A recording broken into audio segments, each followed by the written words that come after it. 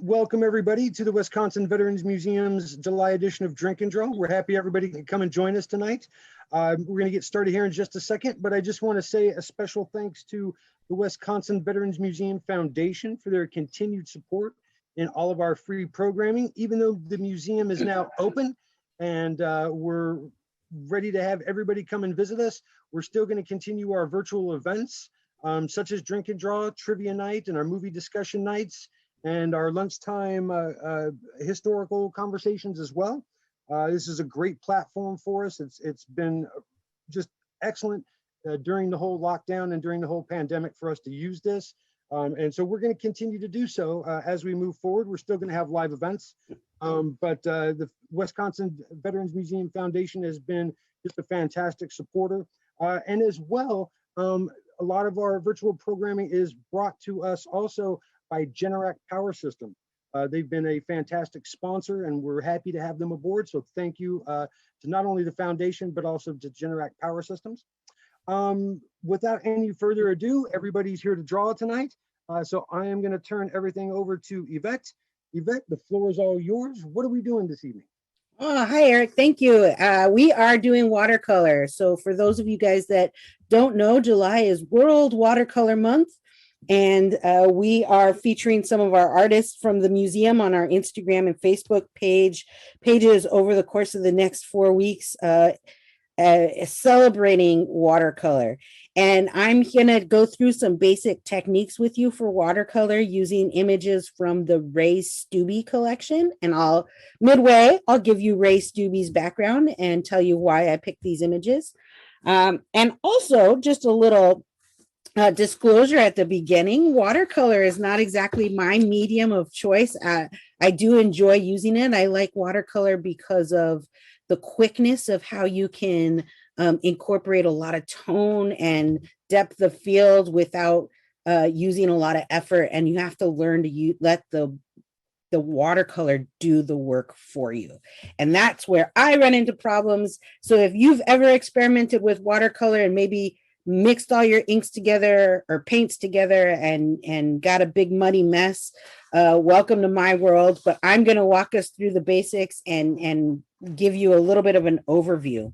So let's just start really quickly. I will give you some little housekeeping. If you guys are having trouble hearing me or you have questions, please use the chat function. If you're not familiar with the chat function, it's located on the bottom of your screen. If you're on an iPad, it's in a different location, but feel free to let us know. Molly knows she can interrupt me at any time to ask a question if she needs to. And of course, we have a wonderful call-in user. And so Sherry might chime in and ask a question because she doesn't have visual connectivity like you all do. So Sherry, I'm going to do my darndest again to give you the most descriptive path to having you join us. And let's just have some fun tonight because I'm going to have fun with practice. Anything about being an artist is all about practice and experimentation. So quick overview of some supplies. If you have your basic watercolor kits at home, I'll show you what I'm using, and you can get anything from your Crayola crayon watercolor kit all the way up to fancy supplies. So let's just get started. What you see in the screen here. Oh, and another little Zoom thing. We have my video and the drawing video split screen. If you want to see a little bit more, when I get to painting, I'm going to turn me out of the screen so you just see the image that I'll be working from. But if you have it, you can look at view and set up gallery or not gallery so that you can see multiple faces or no faces at all. And you should be able to see side by side my face. So my face with the drawing here, you see my hand. So hopefully everybody will be able to see what I'm drawing.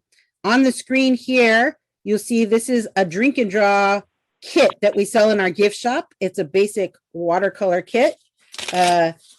Sherry, for you, if you go online, we have some of these online. I'm just showing everybody what this watercolor kit is. It comes with your little mixed media sketchbook on the left, where I do the sample image for our social media tonight from the Ray Stubbe collection. And then it's got this nice little basic watercolor tube set, one brush, a pencil, eraser, and a couple little places to make your palette. Really, that's all you need. That's all you need to get started tonight. You can always mix tons of colors from your primary colors. So that kit again is at our gift shop if you want that. If not, you can get something as advanced as this is like a basic Reeves Watercolor Kit that you can get at Michael's or any hobby store. These kits run anywhere from like $12 all the way up to like $50, or you can buy the giant kits for $100. This has a nice assortment of colors. I really like this kit. It's compact, and believe it or not, for the price that you pay, these are really great introductory watercolors. You can also get watercolors in a tube like this, like Winsor Newton, that are really expensive and they're really wonderful. But unless you're going to be like a plein air or a watercolor artist all the time, you don't need that. But they just have a really good, rich pigmentation in them. That's why they're more expensive. So if you're just going to be doing your basic watercolors, this is really all you need. This is another example of a really inexpensive like craft kit of watercolors in the tube. When I was a kid, I always grew up with the cake watercolors, and I learned about tubes as I got older. So this is just another version of tube watercolors. These have a tendency to dry out a little bit more, but I still use them. These are closer to this kit.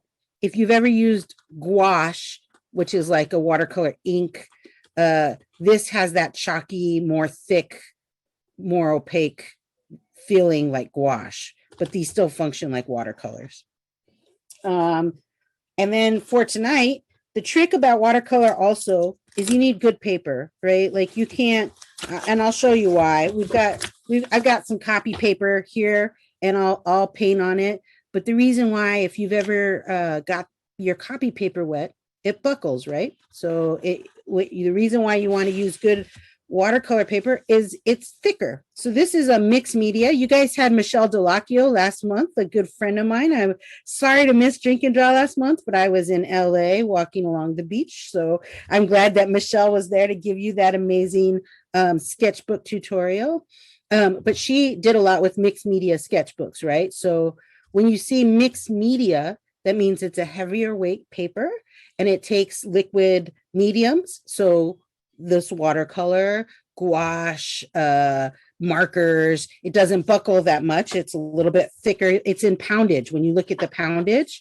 And this mixed media is going to be smoother. You can't really see it, but there's not a tooth. If you've ever heard of a tooth to a paper where it has the little, you can feel the texture, that's tooth. This is smooth. So this works really well for markers and nice ink washes, but you can use it for watercolor. You just probably won't use as much liquid on this mixed media. This is an example of I think I got this at Walmart, believe it or not, this big mixed media sketchbook. Now we got watercolor paper, and watercolor paper comes in these watercolor sketchbooks. I know that's upside down, but just bear with me because of my camera setup. And it's thicker. This is 140 pound. When you start to see poundage of paper, that means the thicker, like cardstock. Cardstock is 60 pound. There's 100 pound. This is 140, so it's a nice thick. You can sort of hear that. You can hear that. And this has a little bit more tooth on the front. So there's a little bit more of a tooth. You can see it there as it gets a little light. And this is buckled because it's just I'm using it on the sketchbook, and the way you get your watercolor paper to remain flat and do wonderful things. I'm only going to use one example tonight because I don't have the right kind of tape to do what's called stretching your watercolor paper. So in paper in general, you've got sizing material. And so when paper gets wet, it'll stretch out. And then when it dries, it sort of buckles back up, right? So in order to keep it stretched out completely, you do a process called stretching your paper. And you can see I have buckles up here. So it's not stretched correctly, but it's a lot better. And there's a type of tape. You want a surface to put your paper on. that's bigger than your paper. So I was a little limited by that too. You can see where my paper goes all the way to the edge. You don't want to do that. You want a surface that's bigger than your paper. And there's a lot of tutorials online that you can do to stretch your paper. You want to wet the surface first, wet the back of your paper, and then stick the paper on the surface. And then a little sponge like this works really well. And then you sponge it and just get it nice. You don't want to saturate it or soak it, just enough wet. And then it's stuck to the paper, right? It's stuck nice and flat. And then you use like a packing tape, a water tape, and you put that tape along the edges and it keeps it pressed down so that when it dries, it won't stretch back in and it keeps it flat. And that's a really good thing to do if you want to do a really nice painting that you're going to keep or sell. And then when you're done, you just cut away where the tape is at. So a little bit about stretching, quick thing about stretching. Tonight I'm doing demos, so we're going to just stick with the sketchbook. So don't fret about these buckles. That you can practice stretching your paper at home. But like if you're doing sketchbooks and stuff, you can always weight down your paper afterward and get some of those buckles out. So do you ever use watercolor pencils? I do. For tonight, I really thought about, the question was, do I ever use watercolor pencils? I do. I actually really love watercolor pencils. I thought about tonight what different watercolor mediums we would use. You have watercolor pencils. You also have something called watercolor crayons. So they work sort of like oil pastels and they're water soluble. So you get this wonderful like opaque crayon stick line that you can then pull in with water and get you some fun techniques for mixed media techniques. And then there's also something like this, which is like a watercolor marker that's out now. So they have these that already have the pigment in them. They also have watercolor markers that in the lower end here, it holds water. And then there's a brush up here and you can dip it in pigment and you kind of can squeeze more water into it. I haven't used those. Some people are fans of those. Sherry, for tonight, I'm going to just do some basic brush techniques. But of course, when you finish your drawing, let's say after I've done my drawing, I'll pull out one of these sample washes. Let's say this is a complete drawing, right? Or a complete painting, but I want some extra detail and line work. I can use that watercolor pencil, go in and give me some real crisp line work, and then go in with my brush and pull some washes out with that as well. If we have time toward the end, I'll take a look. I might have a watercolor pencil up here with my art supplies and I can demonstrate what I mean by that. But for now, we're going to go ahead and just stick with some basic techniques and work into a painting. But good question, Sherry. Yes, I've used watercolor pencils and yes, I really do love them. Watercolors are really friendly and they are they really can teach you a little bit of restraint because you have to, and patience, because you do, in order to get nice layers, you do have to have a little patience in between to let some areas dry. Otherwise you'll start, I'll take that sample drawing out to give you an example. Because while I like this drawing, I can give you the full critique on where I went wrong. You see, that's a little itty bitty. Look at my little hand in that little itty bitty sketchbook. But this was a lot of fun. This turned out to function more, I think, the way like acrylic, using acrylic with more water. But I'll hold this up a little bit. So on the sky, see, I was able to get that texture. I mean, I worked it through and got it in, but you can see, do you see where the paper is starting to pull up there toward the end? That's what happens. If I hold it at an angle, you might be able to see it. And Sherry, what I'm describing is that when your paper starts to flake away, like almost looks like eraser shreds on your paper, that happens a lot on the loose paper, like your copy paper. When you start to go in too much with water and start like getting your brush just scribbling, that's when you start getting muddy, and that's impatience, which I have. So oil paint is my friend. Watercolor is my,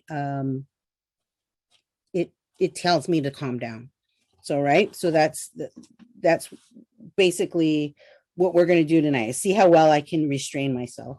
So the other things you can use in watercolor that I love as a printmaker is, I didn't understand this technique before I learned printmaking, which is resists. So if you, let's say on this particular painting, this is Ray Stubbe, who is a chaplain in the Navy in Vietnam, presiding over a religious service. I'm describing this for Sherry, so she knows, in front of the troops, and they're all holding hymnals. And on the hymnals, they're all little white. And I happen to have some white watercolor, so I was able to paint in on that. Let's say I didn't want, or I didn't have white pigment, and I wanted to leave that the color of the paper. I can use a masking fluid and block out that area before I even start my painting. And I'm going to show you how we do it. And there's two, we're still kind of in supplies. So this is called art masking fluid. There we go. And you can see the Hobby Lobby tag there. This is not cheap stuff, right? So if you're doing watercolor all the time, invest in this.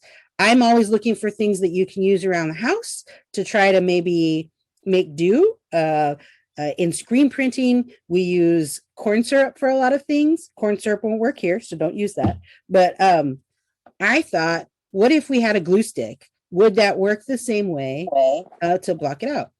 Did somebody interrupt? Yep. Nope. Okay.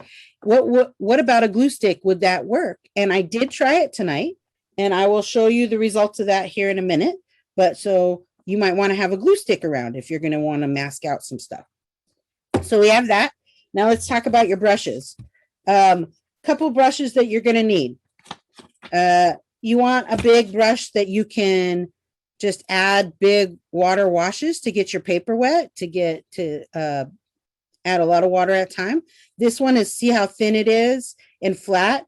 This is in Japanese printmaking and in Japanese watercolor. This is used pretty frequently. It's called a hake, H-A-K-E. And then you have, if you want to do large areas of water too, there's something called a mop. And this is a small version of a mop.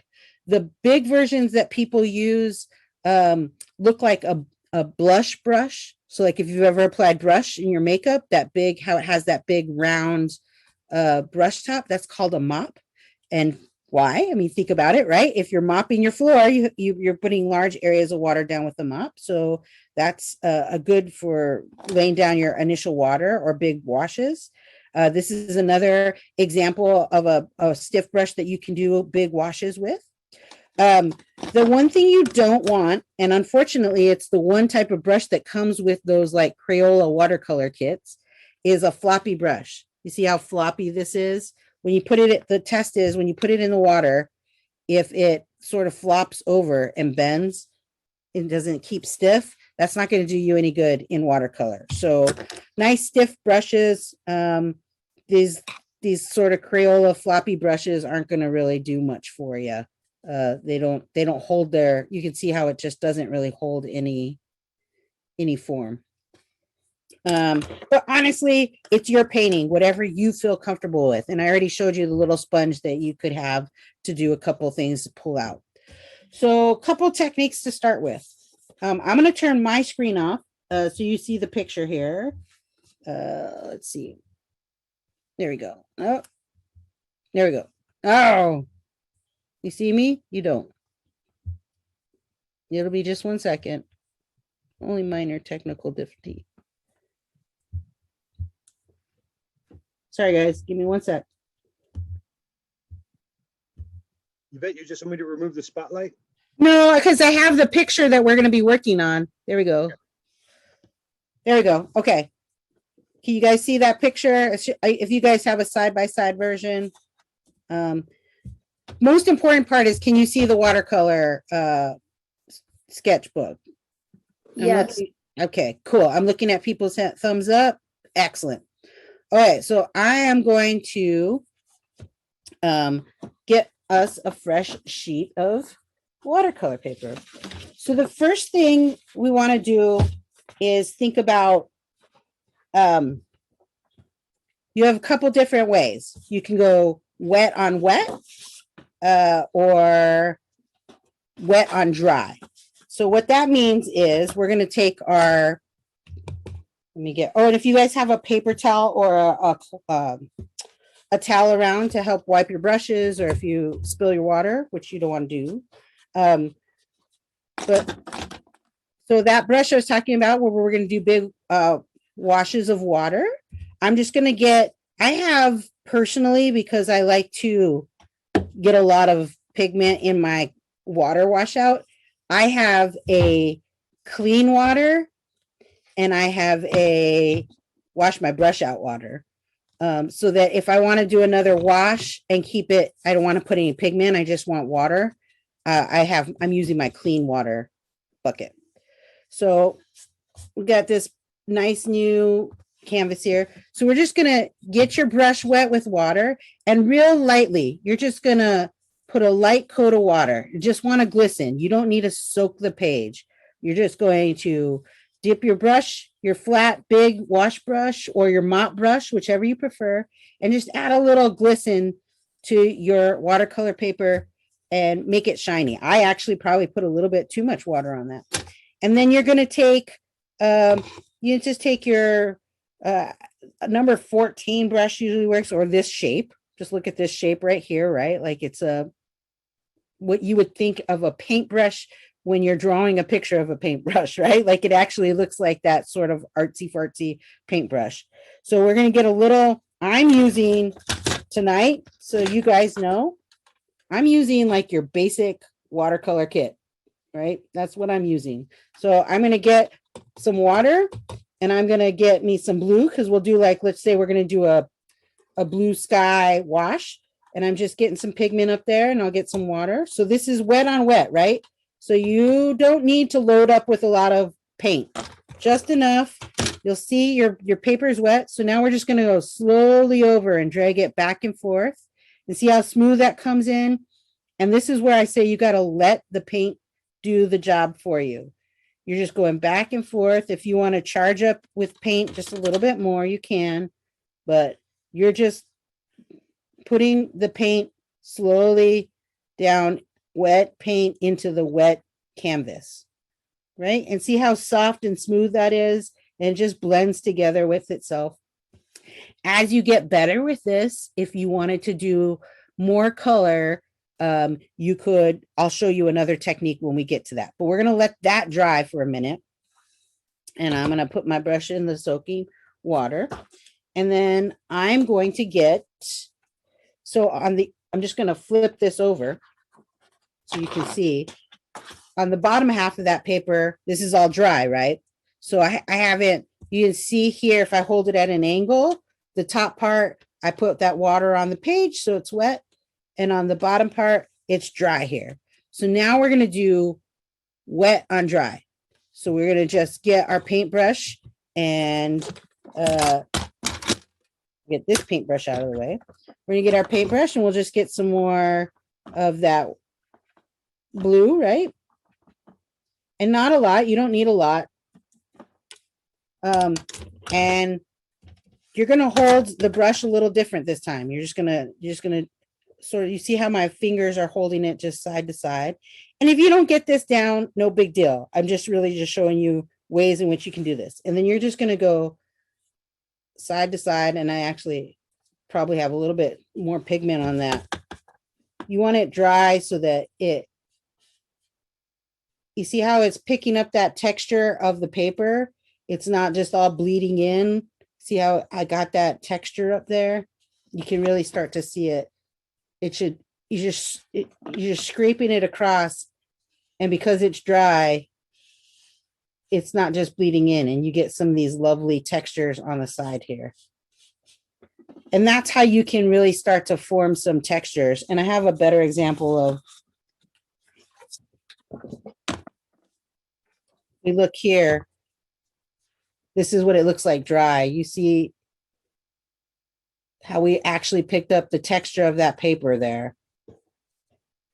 And that's what you want to do when you're going on dry. You can actually pick up.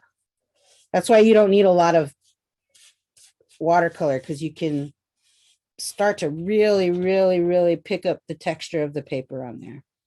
So that is wet on dry. Now, after these dry, so I can fan them out a little bit, get them a little dry. I have myself pre-prepared, wet and dry. The next thing you're going to do, so this is what I just painted, right? This is the wet on wet, so you can see how soft it is. And this is the wet on dry. And you've got a little bit more what we call scumbly look. It's a little bit more scrapey. So once those are dry and you can dry out your paper, you can go wet on dry. So let me find the one that, these are two examples. So this is the dry that we did dry on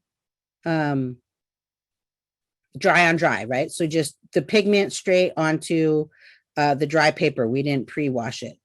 If you wanted to bring out some tone on the paper, then you get your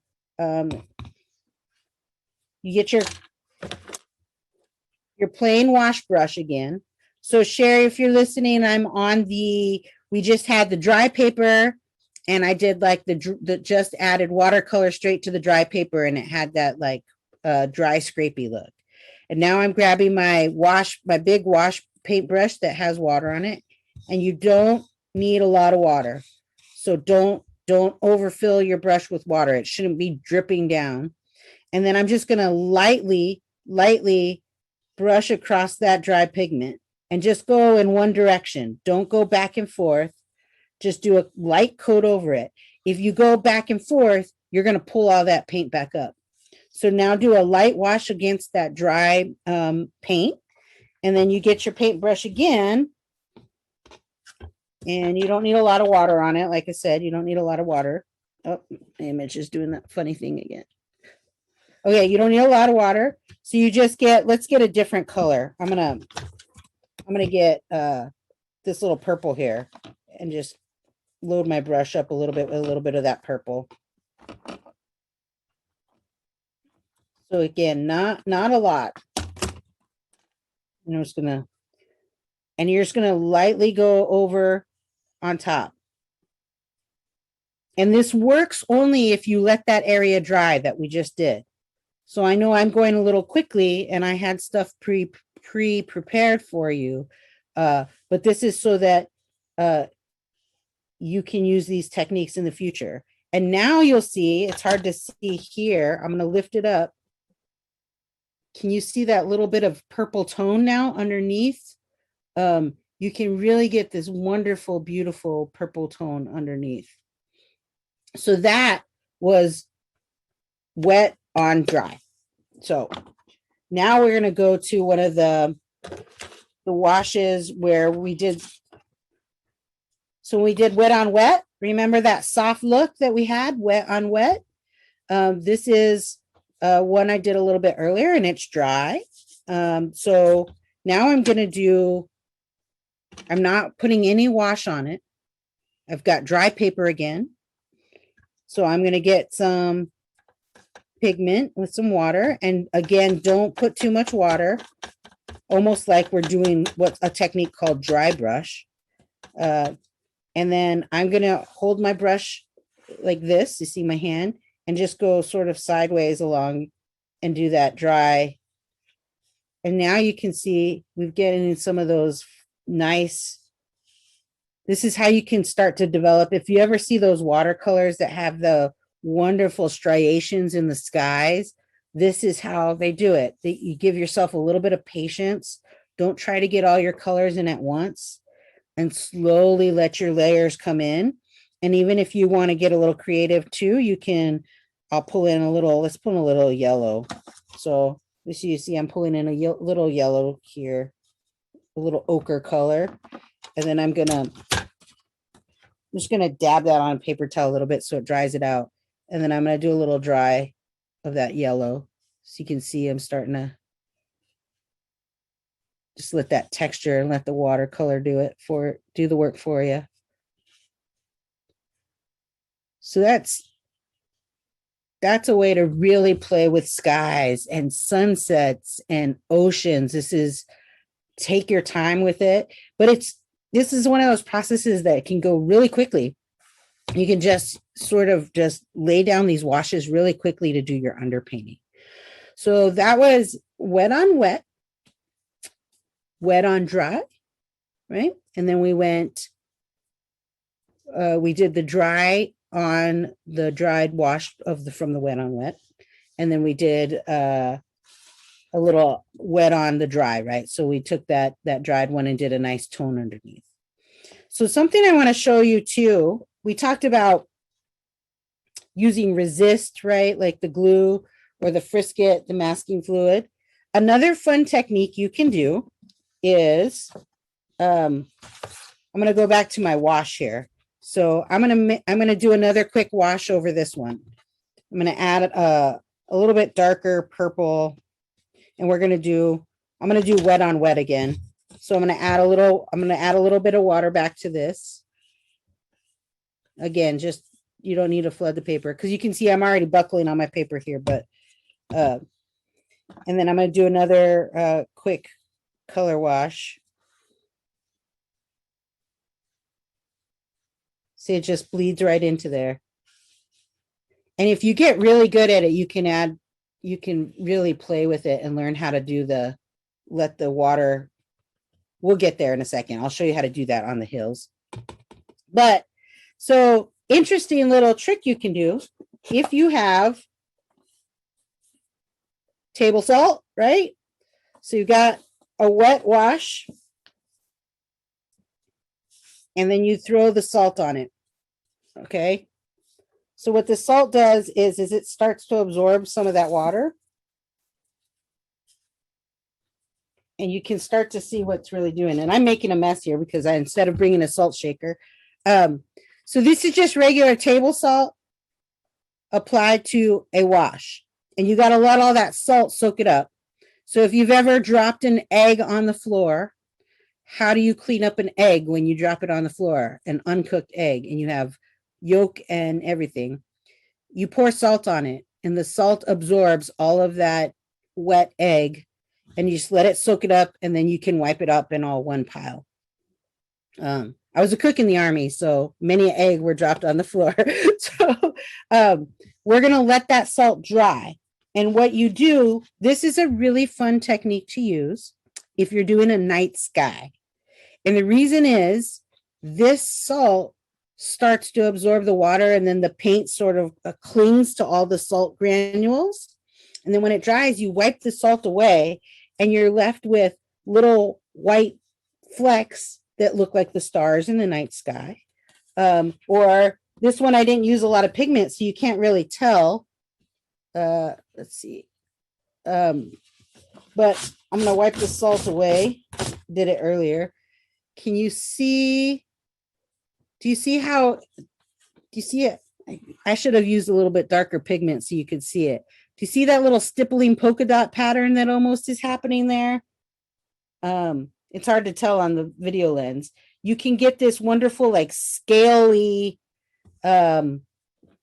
weirdness happening, and it gives you can use it for creating some textures in your background.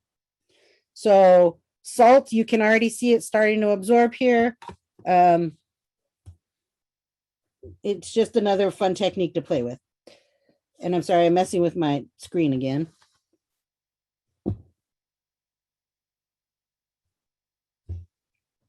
All right.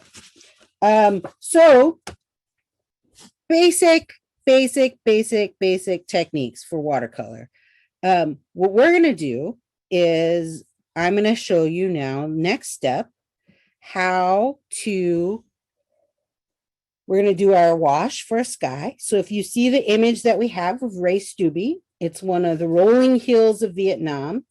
And I will start us off with this one, but I'm thinking my other image might be a better example for this because I'm at 734. So I think I'm going to use the other image, and I'll pull it up. Give me 1 second. Yeah, because the technique I'm going to use. So let me just change my virtual background here.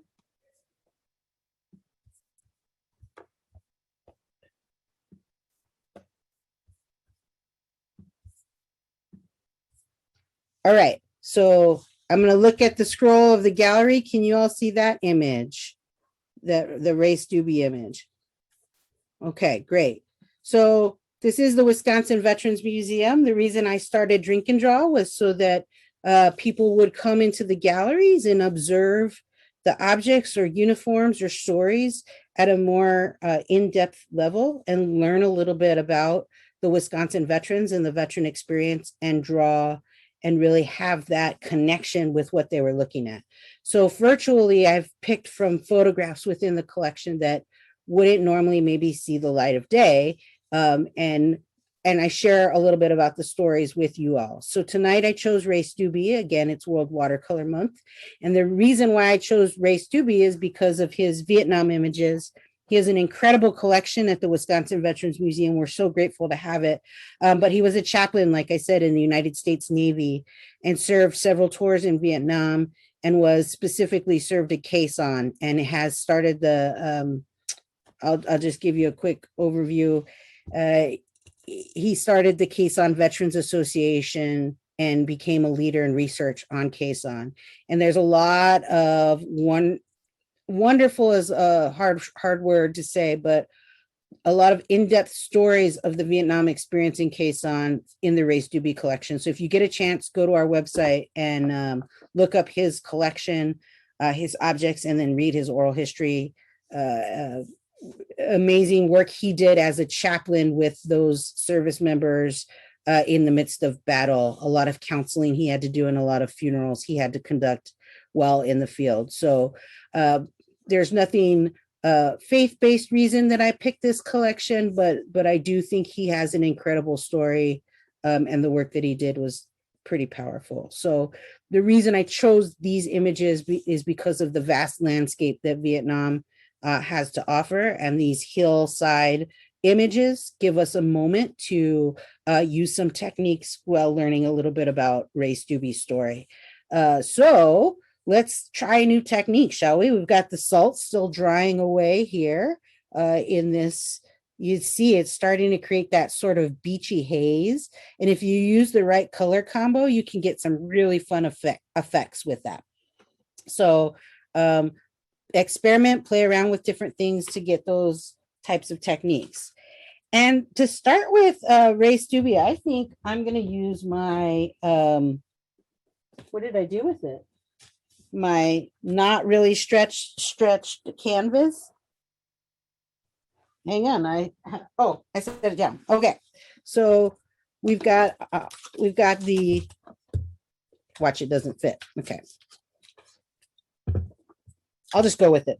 So a little bit flatter, and what we're gonna do is we're gonna put a little bit. We're gonna start with the sky. So we're gonna do a nice little. Remember what we did with the wet on wet. So we're gonna get our like wash brush, the bigger brush, and we're gonna get a little bit of water on it. And we're not gonna do the whole paper. We're just gonna take it along the top. And oh, that's my good shirt. I just wiped water on. And we're gonna wipe water just back and forth. Give yourself a nice little wash on the top half of your paper. We're thinking, think sky, right? Think sky and horizon line. And then just a little back and forth, just so it glistens. So just get a little glisten of water on the paper. So that's your wash. And then we're going to get your other brush. Let's get some. That sky, I think is, we're just going to go with like the traditional blue right now. So got this. I'm just charging my brush with some regular sky blue here. And you've got wet on the canvas already. You can see where I dripped. We're just going to take it across and real light. I almost put too much paint on there, but that's okay. So just go back and forth, and let that watercolor work into the paper. And you can see here where you could even, if you think about it, if you look at your image, I've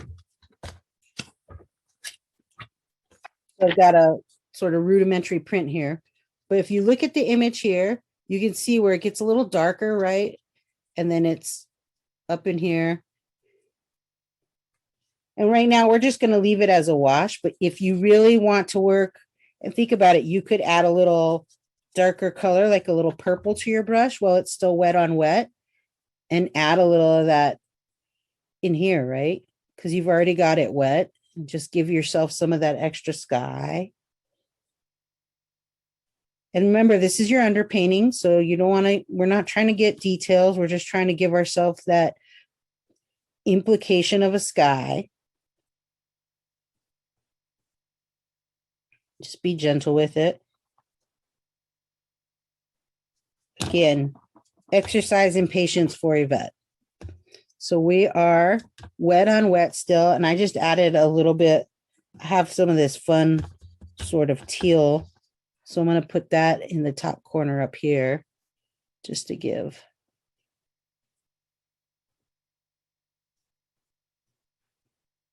And for those of you that don't know me, I'm a painter, but I love impressionist painting. So I'm going to always want to add a ton of color. So I have to stop myself. So that's just a nice little wet on wet wash, right? And what we're going to do is I'm going to let that dry a little bit. And while that's drying, I'm going to show you how we're going to do the next technique. So I'm going to go back to one of these washes that I already did earlier. So that's drying. Actually, that's pretty dry now. So I'm going to let that one, we're going to work on this one. So this is what we just painted, right? So we're going to let that dry. And now, if we go back to our source image, right, we've got, this isn't a great pic. If you look at side by side, the image, this isn't the greatest printout, but it gives us the general idea. If you look back here in the back of the image, and Sherry, if you're with us, the image is on the blog post, and it is, he is standing presiding over the service members, and there's some like foliage in the foreground and then a lot of hills in the background with some cumulus clouds up in the sky. So that's the image we're working on. Great, thank you. You're welcome. And so you can see just at the horizon line, these are clouds, right? And then you've got a little bit of sky, and then you've got that haze of, you know, when you see mountains in the far depth, you've got that purpley mountain back there. And then you've got another set of hills in the foreground here. And then you've got more hills coming at you, right? So we're going to learn a technique to where you're going to be able, we're going to start slowly drawing in those hills. But what we're going to do is you've got a dry background, and you can use water to create your definitive line of the hills.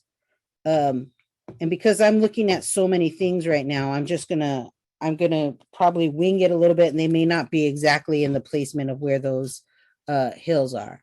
But if I look on that back horizon line, all I'm going to do is I have a brush chart with just water. There's no ink on it. It's just water.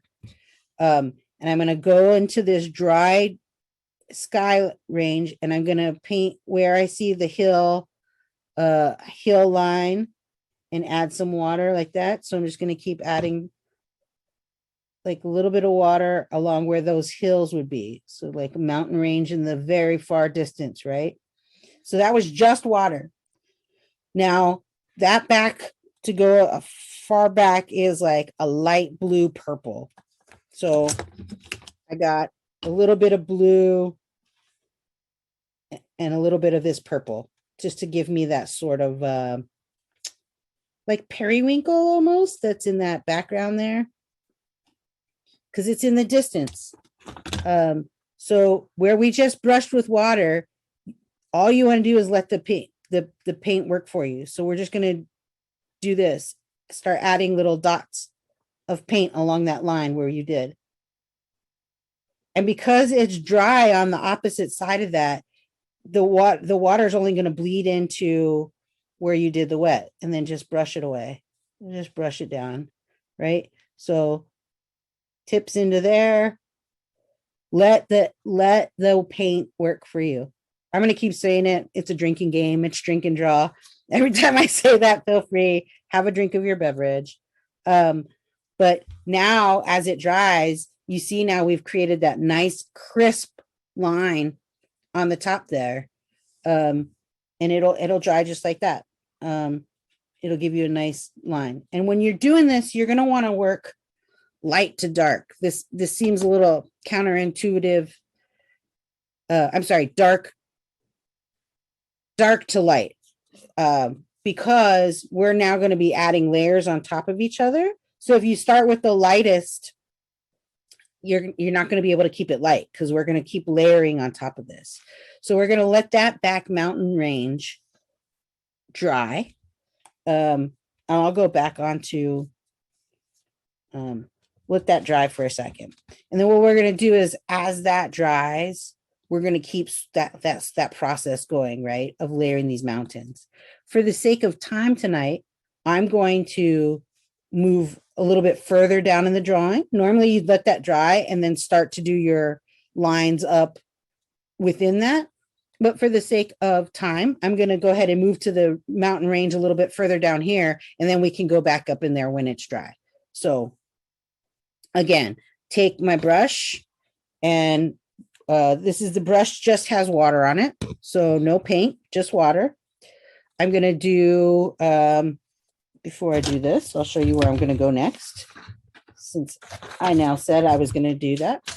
So if we're in this mountain range we just did back here, so instead of doing the next level, which would be this, I'm going to come to this foreground level here and do this little color here. So let me just do, and you can do really light sketches before you start, so you know where your mountain range is. Don't use a heavy pencil and it'll leave a groove in the paper, but with a really light pencil, you can go in and do yourself a little pencil sketch. That actually is really beneficial to do that. So I'm just gonna free willy it here, and I'm gonna do a little water here, and then just do my own little range. I am going up into that mountain a little bit, but do a hill here in the foreground. Tonight's more about technique than about completing an entire painting, but now you can have some of these to practice. So again, I just went in with water on that. And now that foreground is a little bit more green. So if I go back to my paints here, I'm going to go with some green, and I'm going to mix it in my palette up here. And I'm going to give myself a little bit of that yellow ochre. Where did it go? Into that green.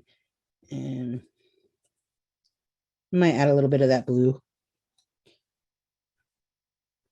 You can experiment with color. But now we've got that wet spot, and we're going to do the same thing I did before. We're just going to tap in that color, right, along the line of where you painted, and let the paint work for you.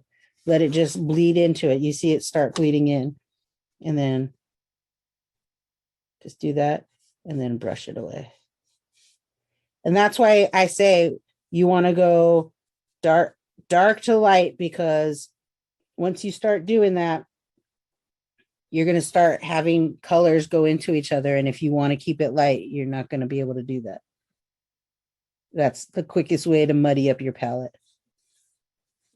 But even on that, for me, I probably put too much pigment, way more pigment than I needed. I'm going to add a little water. You can take water and go in and give yourself some texture in there by just, that's the other thing with watercolor, is once you've got your pigment already on there, you've got that crisp line. Let's say I wanted like the texture of a hill. See how I added more paint there, and it created that extra little dark area. You can play around with using the pigment to bleed in dimension. As you get better, that's actually something you want to do, is go grab a different color pigment and do that wet on wet technique, where so you can start adding some. I'm adding blue into this. I probably went a little crazy, but it's wet on this. And just remember to keep in that within that line of where we made that crisp line so that it doesn't bleed into the other thing, the other mountain. And I'm just going to take this down. I'm really just experimenting now, but this is, you can get an idea of how that paint starts to work and creates that mountain range. So we'll let that dry. And then ideally what we'd want to do is do the back heel first, let it dry, and then do the next heel coming forward and then work your way forward. Please remember, I skipped forward a little bit because I want us to get into the foreground, and I want to show you how the frisket works. So I'm going to let this dry for a minute, but on another panel that I prepared for you. Let me just find it real quick. I'm sorry. You guys keep painting. Oh, here it is. Okay, so I'm going to move this for a second. Molly, we don't have any questions in chat, do we? No. Okay, so I did this one prepared for you guys. Do you see on this, you see that little yellow there? This is what we're about to do. That's what that mask out fluid that I was talking about looks like. It has a little pigment in it so that you're not just trying to draw invisible ink. You see where you're masking out. So what I did is I drew those little soldiers sitting in the foreground so that when I do the wash over them, they won't be covered. And it's still a little tacky, like it's a little sticky. But you know, ideally you want to let it dry all the way. Let me find that other watercolor book, that mixed media book, because I just want to show you what the result of, I told you I experimented with the glue stick. So I did this earlier. Do you see where the white marks are? Wherever those white marks are, I applied glue stick before I painted that wash. And then after I painted the wash, I let it dry. And then you just use a white eraser and erase away the glue stick, and it leaves that white. The glue stick worked pretty good. This is the mixed media paper, so it's not as sticky. So you can see right here, I started pulling the paper away. You can see where I started making a crater in that paper. So you just want to be careful of that. But I mean, it masked that area out pretty good. Now, it was the first time I ever tried that. So in a pinch, you can use a glue stick. I'm thinking Elmer's glue might work too. This is a nice technique for leaving yourself room for highlights. If you have the highlight on a brow, you want to make sure you don't mess it up. So this is the frisket, the masking fluid. So now I'm going to paint a wash over that so you can see what it looks like. And the soldiers are all sitting right out on the field of brown dirt, that brown red dirt. So I'm actually going to do wet on dry. I'm not going to do a wash on my paper first. So I'm going to load my brush with some brown. Let's get that brown going in there. And then I'm going to do some of this red and get that red dirt, that sort of Alabama red dirt, red clay, right? Oh, I put too much. I screwed it up. Don't get the purple when you need the brown, y'all. So just put the brown now. We'll start again.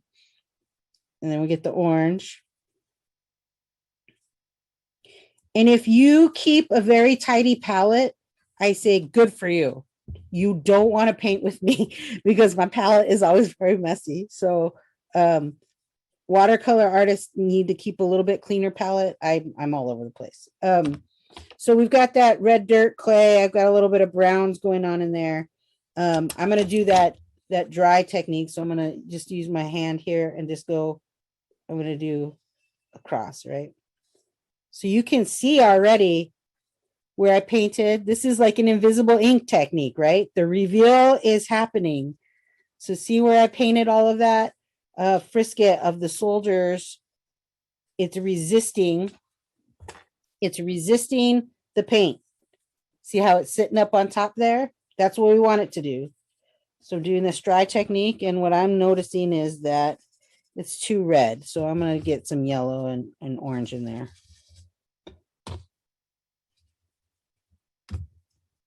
So I'm going to add some other dirt color in there. So these guys are all sitting out on the hill.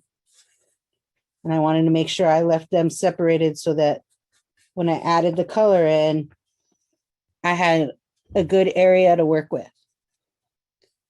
So that's how the frisket works. See how well that works?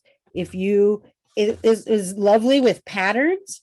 If you wanted to do multicolored pattern where you didn't want your watercolors to all bleed into one another, you could do one stripe. You could just paint a straight stripe with the frisket. And I'll show you, let me show you what that frisket looks like when you're painting it. So you can see here, it's just like, looks like milky, like super liquidy glue, right? So we're just, oh, it's 7:56. Okay. So we're just going to do a line like that. And it just paints on just like acrylic paint. And the thing is, it starts to look a little like rubbery, like gasket fluid sort of. And then you got to let it dry. You got to let it dry before you put the watercolor. Don't mix the watercolor into the wet frisket. It won't do what you want it to do. Folks, it is 7:56. So I'm going to wrap this up. If you have any questions, this how quickly a tutorial goes by, right? When we're actually going step by step with techniques, this goes by really quickly. I hope I've been giving you thorough information. And I hope that you at least have the beginnings of what you can start at your own home, at your own pace with watercolor. I'm going to wrap up my image a little bit, but if you have any questions, take the moment right now, write it in the chat bar. If you are unaware, every month when we do Drink and Draw, I do a blog post on our webpage. So if you go to wisvetsmuseum.com, on our webpage, click the blog, and you'll see it'll say July 2021 Drink and Draw, virtual Drink and Draw. All of the previous months are on there. So the images we've been referencing are there. And if I have any extra tutorials or handouts, I will put them there. I need to get better about getting you guys handouts. As Eric said, we are going to continue this virtual programming, even though our museum's doors are open. If you are in Wisconsin, in Madison, please come join us. The doors are now officially open. We made it through COVID, and we have a staff waiting there to greet you and see the new things we've put in our exhibits. Actually, I think that's a good segue for the hours. What are the hours of the museum? Molly will put them in the chat, but I believe they are Tuesday through Friday, 10 to 5. And then Saturday and Sunday, are they also 10 to 5, Eric or Molly? And then Sunday is noon to 5, if I'm not mistaken. Sunday is noon to 5. We changed our hours slightly coming out of the pandemic. So they are listed online, but it's 10 to 5, Tuesday through Saturday, and then Sunday, noon to 5. If you, yes. I'm sorry, where did you say that you were going to be posting all of the drawings and the previous classes and this class so that I can go back and see everything?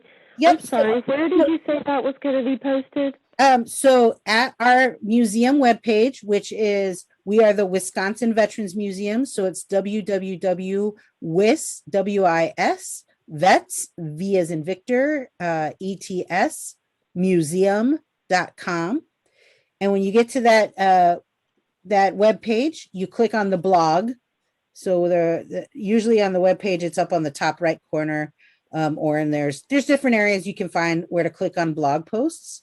Click on the blog, and then each month it will say virtual Drink and Draw, and it has the Drink and Draw logo listed on there, and you can see all the different reference images. We also record these sessions, so you are welcome to go to our YouTube channel and see the pre-recorded sessions.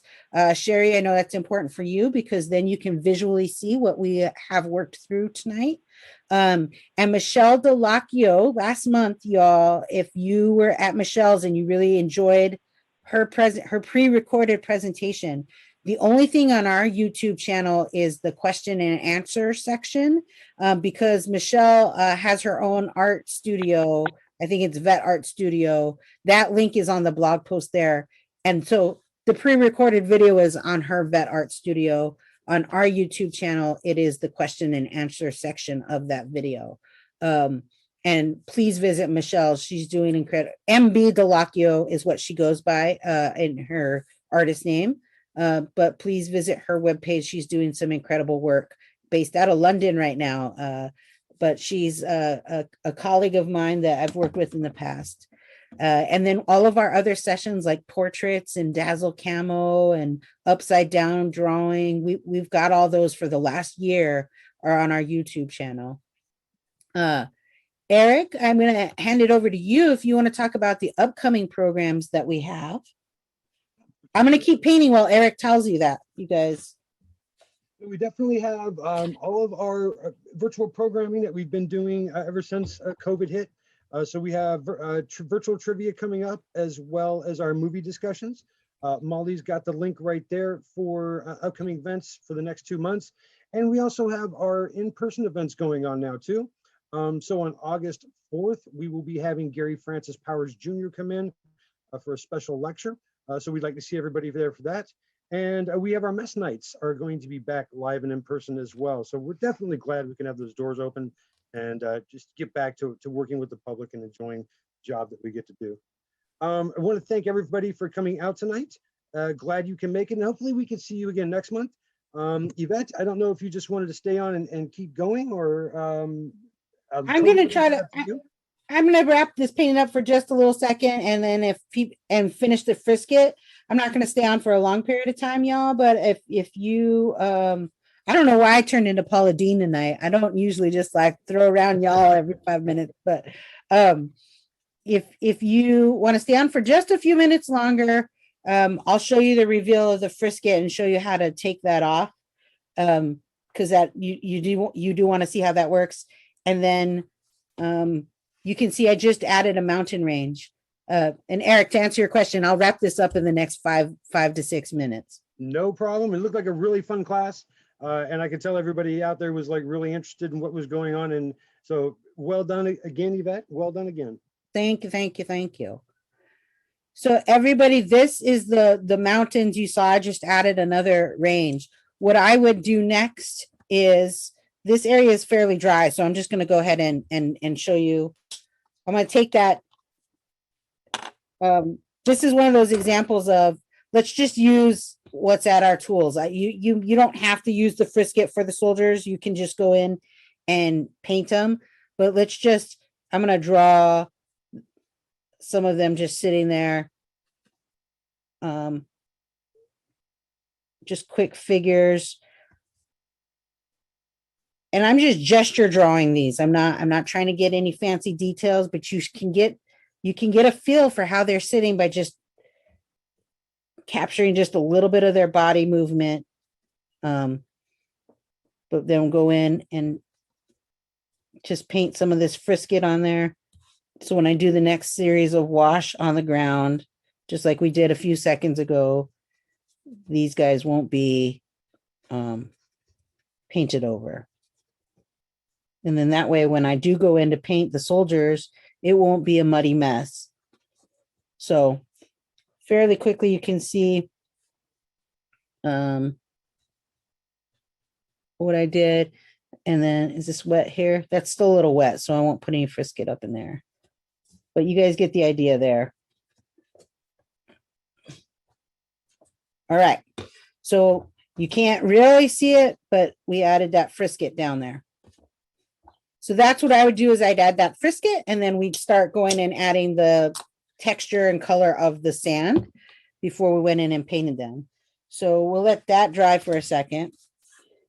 And here is the wash we just did, and it's fairly dry.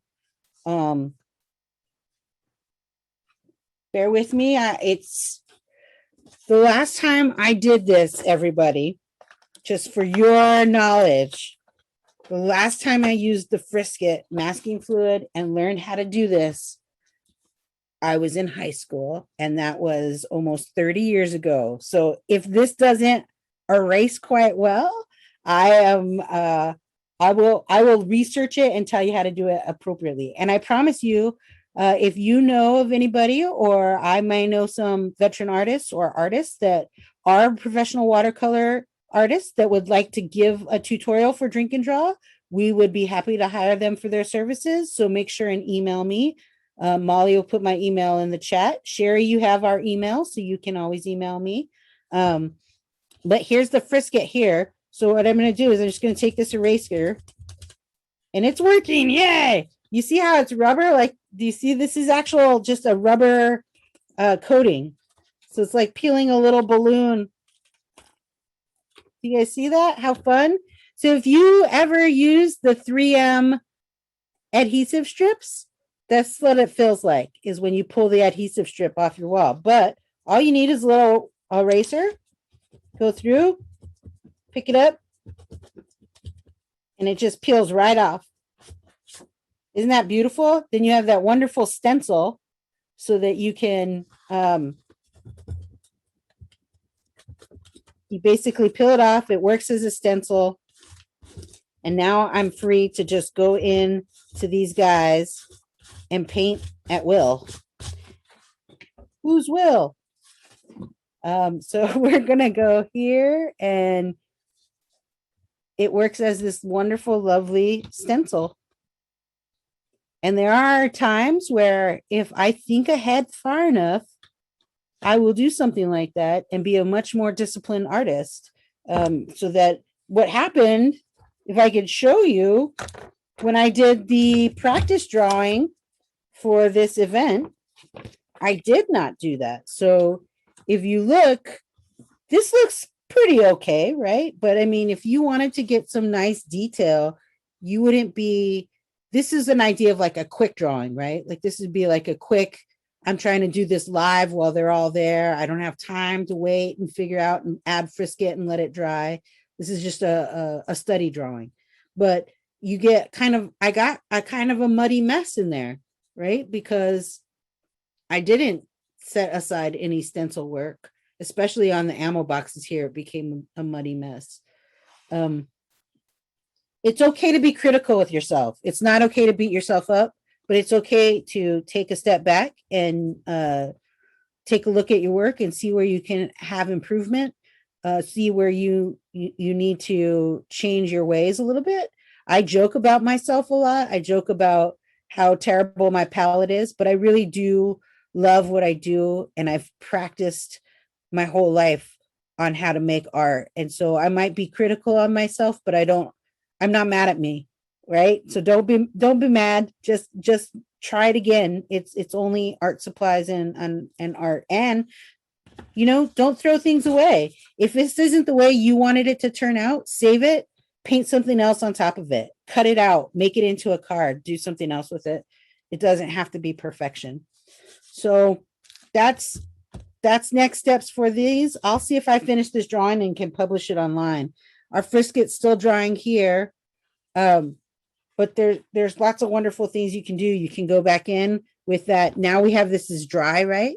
So you could do another wash on the clouds in the sky and start really building your sky. This is what we would call your base drawing, your base painting. Now you work from here and build into more details. Eric was really gracious to give us the list of events. There is one, if you guys are in Wisconsin, I know most of you all are out of town, but August 4th is that wonderful lecture.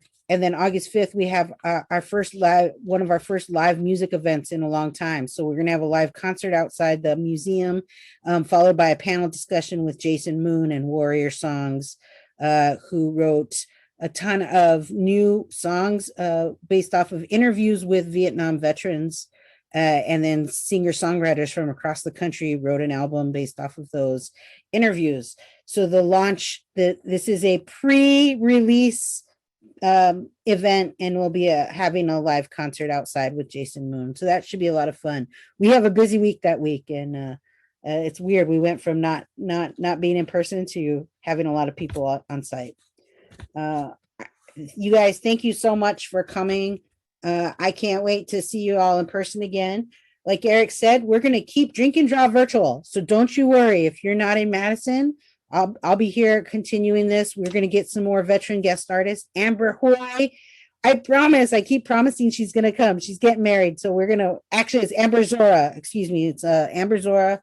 She's going to come and do a Sumi ink class, and that's going to be phenomenal. So that's going to be in the fall. I'm going to try to get Sean Ganther out here and some more. Thank you all. I see everybody up in the email. Hello, Iowa City. I'm sorry, a little better late than never. Tammy from Iowa City. So Drink and Draw will remain virtual. We will, I think I saw a couple of folks that have come to our in-person Drink and Draw. Margaret and Joe, I don't know if that's you all. I think you guys are come to our in-person Drink and Draw. We will have a couple in person throughout the year. I'll just keep an eye out for those dates coming up. From Australia. Hi, Julia. Julia's joining us from Australia. That's fantastic. That's amazing. That's amazing. Well, maybe we'll have to do some Australia themed, some photography from Australia in the next couple Drink and Draws. That would be kind of cool. We should have some from the 32nd before they went to Boona. I think so. Thanks, Tammy. Yeah, I think that's what I was thinking. Eric, you and me should get together. We'll figure out something from Australia. Awesome. And if you guys have any requests for Drink and Draw classes you'd like to see, please email us and let us know. So as we build up the next few months schedule, I can make sure that I'm covering things that people want to see. I think it's time to wrap up here and say very much a big thank you to all of you. I usually ask if anybody wants to show their drawing. Does anybody want to hold up their drawing and we'll show it? Let's see. I'm scrolling through. Oh, hang on just a second, Stacey. Let's do add spotlight. Ooh, that's a lovely wash. I love that. You know, that's the thing. It's hard when you're having to let things dry. Well, thank you. I got Tammy. Hold on, Tammy. I got you. You've got the foliage in the front. I love that green and the mount. It almost looks like home for me, like out in the Rocky Mountains. Oh, lovely. Thank you. Well, or we can add some mountains to Iowa City for you. How's that? Thank you. Thank you. All right, let's get another Juliet. Let's show. Oh, Terry. Thank you. Oh, that purple. Is that like indigo in there? Like purplish blue? I love it. It looks beautiful. And we got Juliet here too. Gosh, you got the line, that crisp line. That's wonderful. And that little yellow wash. Are you going to go and add any of the soldiers or just keep that? Oh, look at show me the clouds again. This is a wonderful. Yeah, you can really, yeah, you're dealing with what I deal with that. It looks gorgeous. That's amazing. Thank you. Let's see. We got any more? I think that's it for. You guys are amazing. Thank you so much. Join us next Drink and Draw August. And same bat time, same bat channel. Keep an eye out on our social feeds and you'll be able to get the invite. Eventbrite will be listing it. And of course, always on our website, wisvetsmuseum.com. And again, if you want to look at all the old tutorials, the Wisconsin Veterans Museum YouTube channel has not only all of our Drink and Draw programs, but curator conversations. You can go and see some of those wonderful lectures. I don't think you guys record trivia night, do you? No, so no trivia night. That's good because then you'll get all the answers and then use it again. Right. We don't want to give away our secrets there. But movie nights, you can see some of those discussions and our curator conversations. It's really great to go back and watch those if you missed them. Yeah, and like Yvette said, thanks again for everybody's participation tonight. It's great to see a really good group that's really interested in everything that we're doing. Yvette, once again, another wonderful class that looked like a lot of fun. And like Yvette said, we'll hope to see everybody again next month. Have a great Friday night and enjoy the rest of your weekend. And thank you again for showing up.